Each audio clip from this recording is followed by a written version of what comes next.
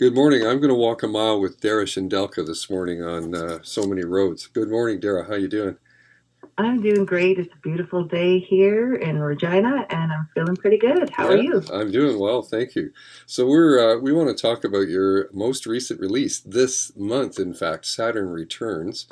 This is a collection of new songs.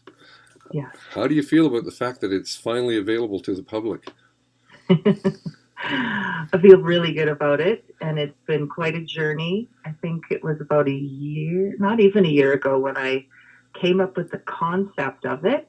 And so many, I would say, out of those songs, the majority of them were created kind of around that theme. And so they're quite new in that sense, but yet the project itself, we started recording August, September, and as Yeah, you know, recording it goes in pieces and waves, and then you go back and redo things and yeah, right right to the end. So I'm yeah, really glad and proud that it all came together. yeah. Yeah. So talk a bit about your theme, the underlying theme of the recordings, about Saturn Yeah, Returns. absolutely. Fill in some details there for us. You bet. So it's called Saturn Returns. There's a title track on there, and there's also an instrumental, and it's really it came to me. I spend lots of time driving, and as you know, when you're in Western Canada and you're going to different shows, you're on the road a lot, and so I love reading, but I also love audiobooks. So I'd thrown on Brandy Carlisle's autobiography, Broken Horses, which is fabulous. Yeah, So I was listening to her, and she was talking about this time in her life where her therapist said, "Oh, well, you're 44. It's the time of Saturn returns." And so that kind of twigged on me. And she talked about how there was these great transformational changes in your life when Saturn returns to the place that it was at when you were born, and that happens around 30, and then around 44, it goes to, it's not in the same spot, but it's in a very important spot. And as a creative person, you know, those ideas just take off in your mind, and you think, oh my goodness, that's like so great. And so that's all it took for me to just kind of go off on that and start ruminating really honestly with ideas about how that would become a project. And so, hmm. Hmm. yeah, so that first song kind of sets it up, thinking, okay, 44, this is where I'm at. Where was I at when I was 30? Let's go all the way back and kind of have those themes that we all have in our journey of life, but putting them to song. Yeah. So you were 44 when you heard this reference to 44. Yeah, like it's just in this last year. Yeah. So that's why, I mean, obviously, that's probably why I made this really quick personal Well, connection. sure. And, you know, and just thinking about things. And from, I think as creative people, we take our thoughts and our feelings and our ideas and we put them in creative ways. So it was just a platform for me to take things and Sure. use it. So would you kind of consider it to be somewhat autobiographical then in from your journey from, let's say, from the age of 30 to 44, or was it a longer one than Oh, that? Longer than that? yeah. Yeah. Well, I have songs like That's Enough, or sorry, You're Enough, Yes. and songs that go like that are really from like talking about right from when you're little, you know, talking about that inner child idea. And so I wanted to include that as well. So it wasn't just, okay, you know, middle aged adult, but, you know, kind of bringing you back right to, okay, so in our journey, where do we come from? Where do we go? Where are we at? Idea. And absolutely, it's an intimate, personal story. It's woven through the songs, but I believe the human experience is one to be shared because we go through so much. We're all on this journey together. So it's something that other people can totally relate to as well. Mm. At least that's the hope. Yeah. Yeah, so you were kind of talking to yourself, but also talking to others in this Yeah. kind of, because I know that there is sort of a theme that runs through some of your earlier music, at least, Yeah. of empowering women. Your first CD, your first EP, I guess, Yeah. was largely about that. Yes. And I would agree. I mean, I come from the place as a female, and I write from that perspective, you know, and so of course that runs through it, and it absolutely is a continuation of that.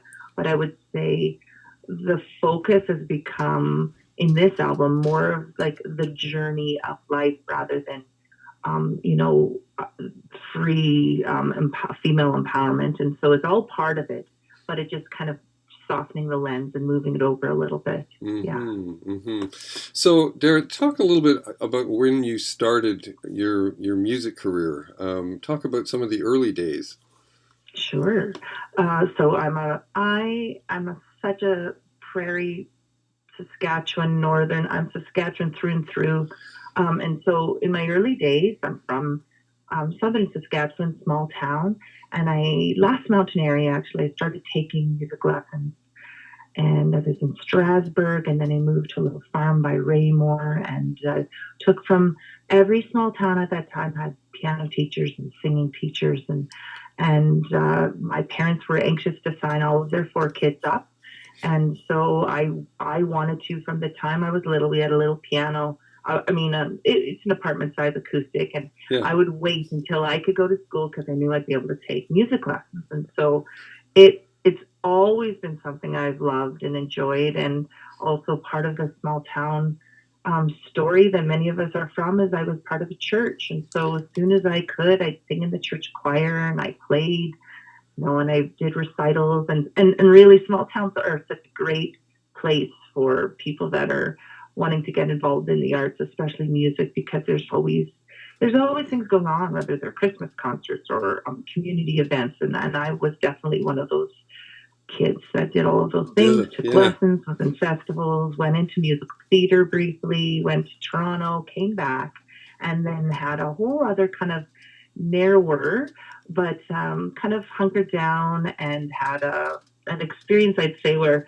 I was doing music, but really, really in just spending those times as a mother and moving many times. I was moved all over the north, actually, and then there comes a time, I guess, where you transition again, and that's where this idea of the Saturn Returns, I had some really big shifts in my life, and with that, the music just kind of poured out of me, and so that's so I always was teaching music. I've always been a music educator. Yep. I've always been writing music, but really it became something, I guess, that I wanted to just share, or something that I really wanted to get out. And I know some people say there's 3 different kinds of jobs. There's a job, there's professions, and there's a calling. And I would say for me, music is definitely on that last spectrum. It's a calling. So I'm not worried about hitting the big time or whatever that would be for me. But what I am concerned about is taking what's inside and sharing it with others. And so I very much feel that I was able to get back in touch with that. And so, my first EP is really just me saying I'm here and I'm doing this. And the second one is part of that journey. The next part of it. Yeah. So George Randolph, was he part of that early musical theater experience? Yeah. Yeah, he was. I went there to Toronto, and he really took me under his wing. I mean, I remember I had to sing at a few different events, and I'm a small town girl. I did not. He said, "Oh, well, that's not the outfit," and so he would even help me, like as the director of the Randolph School of the Arts. There was a number of us, and he kind of helped us get going and finding our way, got me with a musical theater agent, and there were so many great benefits. And actually, he and I are still in touch through the wonders of social media. Nice. Oh, that's so great. Yeah. And he's very encouraging. He's helped me with a few different things. So it's amazing how things in your life circle around and come back that you never think they would. And that definitely, although I don't do musical theater, there's people in my life, many people in my life from then that I have been able to get in touch with, and it's been good. Yeah. Well, he made this comment that your voice is golden. Yeah. Yeah. Well, it's so funny because I would have been about 18 or 19 when I was singing and doing the musical theater at his school, and he remembered me. Yeah. Well, I have to say that, I saw you in a backyard concert, right? And when we first moved to Saskatchewan, and Nancy, my wife, said, we've got to find some live music somewhere, and there wasn't a lot going on because of COVID. And you were at Shane Lazarowicz's backyard, and I saw you performing, and I thought, wow. And I also note Jeffrey Straker's comment that quite literally quite likely the best singer I know. And I said, and I've said to people the same thing. I said, yeah, this is definitely one of the best singers I've heard. You know, Oh, yeah, yeah, and it's true. And I've listened to a lot of singers. You know, so but you had a bit of a scare, I guess you could say, with yeah, your voice in the last a couple of months, right? absolutely. And it actually ended up being an interesting part of this album and an unfortunate part of it. Like so many of us, I got COVID in end of January, and I had the full sore throat, all of those symptoms, and so I was taking it easy, trying to get it to heal. But also, I had this grant from Creative Saskatchewan, which I'm so thankful for. But I was in a crunch. I wanted to get this project done. I had concerts coming. I was singing, at a few, and I knew that there's this time crunch. So end of February, still nothing. My voice is still, sounds like it has a frog in it. So I actually went on steroids, which was mistake number one. We thought that maybe it Mm, was an inflammation and it yeah. just needed to go down. So my doctor and I, my doctor prescribed them, and it did help for those few days. But as soon as I went off of them, the throat just went back and actually got worse. Huh. And so what we found out now is that basically was singing through the inflammation, and almost like a blood blister popped. Ah, I ended up getting a polyp on my vocal cords. So only 2 weeks ago, I got surgery for this. So I finally got into a specialist, and very thankfully, he got me into an emergency surgery because I'm a singer. That was awesome. right. And they actually had to surgically remove the polyp on my vocal cord, and so no talking for a week, like nothing, and then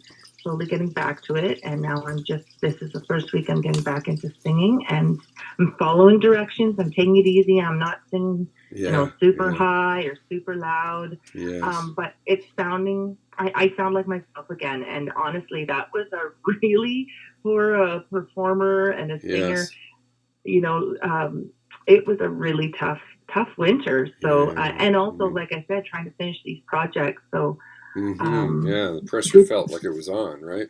yeah, Yeah, yeah, yeah, absolutely. yeah. Well, I've known other professionals who've had surgery on their voice that it was the best thing they did, they said. So, Yeah, where they had to have a polyp removed. So, good for you. And it sounds like you're recovering well, which is great. yeah, Yeah, yeah. yeah.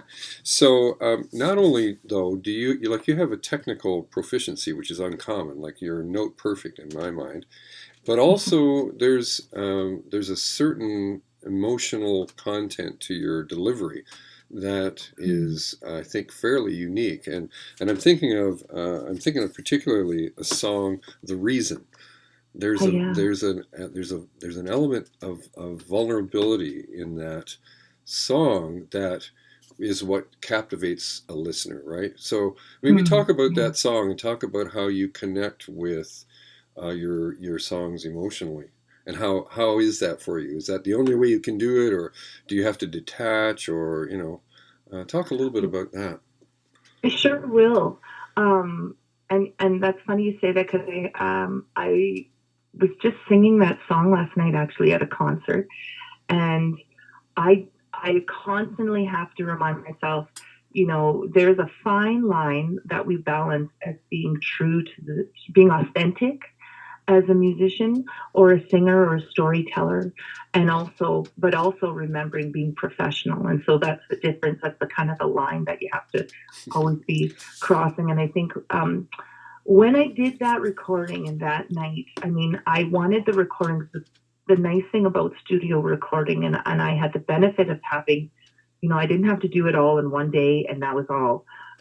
Because of having a grant, that allowed me to have the time to go into the studio when I was feeling like, okay, this is the time to do this, or I'm in the mood to do this song the way I want to do it, or let's go back. And so that night, actually, I said, okay, I want to do this song, and I was really thinking about the lyrics because I don't write. I definitely write from my heart, and so it's a song that's it's a really important song to me because I think so often when we think about I mean it's a relationship between a child and their parents, and so often, and it's and unfortunate, but many, as we know, marriages end in divorce, many relationships do, and many of those have children. And Right. so there are lots of songs about breakups and heartache, but I just thought it was a different way, a different perspective is looking at it through the relationship of a parent and child. And it's always complicated. Yeah. Relationships are complicated. And Mm. so I wanted to be honest with my emotion in there and also just honest with where things are at. And again, my whole intent I feel like is sharing my journey and having other people, oh, I'm not alone on this, or I can relate to this. And you know, sometimes it's encouragement, sometimes it's cathartic, but that song for me is cathartic. And so Mm. Mm-hmm. so that's where that emotion came from. And just to back up 2 steps, I would say I grew up again, like I said, small town singing. I was a little girl that would sing at the funerals all the time in our Oh, small yeah. town. And so what would happen is Wow. I got really used to an elderly person would have passed away and I would come over in the afternoon from my school and I would sing and this would happen over and over again. And one time I was about 13 and a boy from my class, his dad had died in a tragic car accident. And that was the first time, you know, I stood up there in the choir loft and I started singing. And all of a sudden, there was that connection like, whoa, this is somebody I know. This is their dad. Right. My voice broke for the first time. And I had to get it together. Like I had to Yeah. get it together. And Right. I did.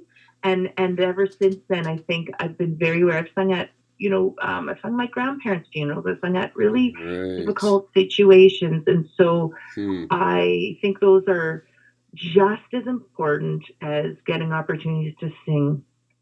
You know, the more experiences we have as musicians to share our music, I think those are really important. And so it comes Yeah. back. I always think of that time. So even in the recording for The Reason, there's that element of being able to sing through difficult things. Yeah, yeah, yeah. Well, yeah, that song certainly stuck out to me as being there's those moments where that authenticity of emotional expression was genuine and it carried over vocally and it was like, wow, how can she hold it together? You know, it was funny. I saw Mm-hmm. an interview with Chantal Kreviatsuk where she was asked, how can you keep it together emotionally when you're Yeah. delivering these songs that are so heart wrenching? And she said, it's my job. which is, Yes. which is kind of like, it's kind of what you were saying right there is that, this is that line between professional, authenticity, yes, Yeah. but professional enough that you can keep enough distance to keep it together. You have to Yeah. kind of rein it in. So, yeah, really, Yeah. you look really wonderful. And then, of course, you have some fun with drinking wine and there's other songs where, and also Yeah. getting annoyed, where you're like Yeah. kind of like you're expressing, you're at the end of a line somewhere, nothing really matters. So the album is Yeah. wonderful. It's great, and Thank you. musically, it's a delight to listen to. And I guess when we're going to get a chance to hear you live at the Rosthern Theater, which in June, which is great. And you're touring. Yeah. You're doing a tour right now. You're playing in small communities across the province, right? I am, and I'm so looking forward to the concert in Foster, and it's a great location. It's going to be a beautiful time of year, and I'll have just had a nice little vocal break from doing some shows and heading out and doing a lot and the weeks ahead of that. So I'm really excited for that. And yes, I've got the benefit of a wonderful grant. It's called the Cherry Tree Music Education Fund, and through that fund, they're helping 3 different organizations. The Napatak Ramble of Successful in the North. They're helping Eliza Doyle's Camp Project. It's helping with education and music across the North in isolated and different First Nation and Indigenous communities. And then I have the grant here down in the South where I'm doing concerts, but also doing a component where I'm singing sometimes in the libraries, a story hour for little children, or maybe in a care home with seniors. And so that grant actually has been wonderful because it's been a way to get into communities that don't often have musicians, and it's been well It's received. I'm great. looking forward to doing lots more. And so small towns are pretty wonderful places because they often have, just a whole different relaxed, easygoing vibe at this time of year, but also so welcoming and looking forward to the interplay between the audience and the performers. So that's pretty exciting, and that's where I'm at right now. I'm heading out tonight. I was at one yesterday and have lots more to come. Yeah. Well, you know what? We have walked a mile already, if you can imagine, right? That's wonderful. Anything you want to say just before you go? Any final words as we close the interview off? I do. I want to thank you, Joe. You are a fabulous supporter of music, and I know not just in the prairies, but also in Ontario. And so just sharing our music as independent artists is huge. We can make music, but if people don't play them on their radio shows and host us in concerts, we would just be doing them for ourselves. So thank you so much for all you do for us. Oh, and I'm really looking forward to this concert in June. So I hope to see lots of people there. Me too. Okay. Well, thanks, Dara. Okay. I'm gonna stop the interview now, and I just want to chat a little bit off of the interview, if that's okay with you. Yeah, that's fine. I never quite know when it's starting or ending, but thank you for letting me know.